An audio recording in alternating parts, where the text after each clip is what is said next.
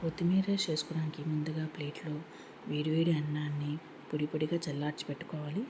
తర్వాత మిక్సీ జార్లో కొద్దిగా కొత్తిమీర, కొద్దిగా పుదీనా, 4-5 వెల్లుల్లి రవ్వలు, 2-3 పచ్చిమిరపకాయలు ముక్కలుగా చేసుకొని అందులోనే కొద్దిగా వాటర్ పోసుకోవాలి.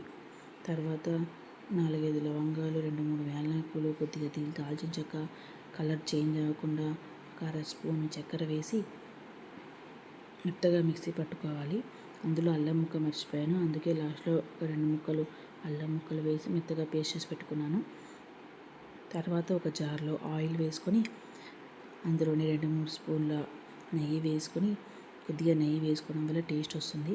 అందులో కొద్దిగా జీలకర్ర, ఒకటి బిర్యానీ ఆకు, అది కొద్దిగా వేగాక అందులో జీడిపప్పు పలుకులు వేసుకొని ఎర్రగా లైట్ రెడ్డిష్ కలర్లో వచ్చాక అందులో 1 కప్పు ఆనియన్స్, కొద్దిగా ముక్కలు చేసి పెట్టుకున్న కొన్ని క్యారెట్ ముక్కలు వేసుకొని అది బాగా వేయించుకోవాలి.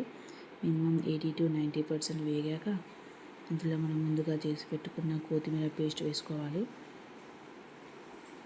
అది బాగా వేయించుకొని నూనె పైకి తేలేంత వరకు బాగా వేయించుకోవాలి. తర్వాత మనం ముందుగా వేడిగా చల్లార్చి పెట్టుకున్న రైస్ని అందులో కలుపుకోవాలి. మనకు దానికి సరిపోయేంత సాల్ట్ని యాడ్ చేసుకొని బాగా కలుపుకోవాలి.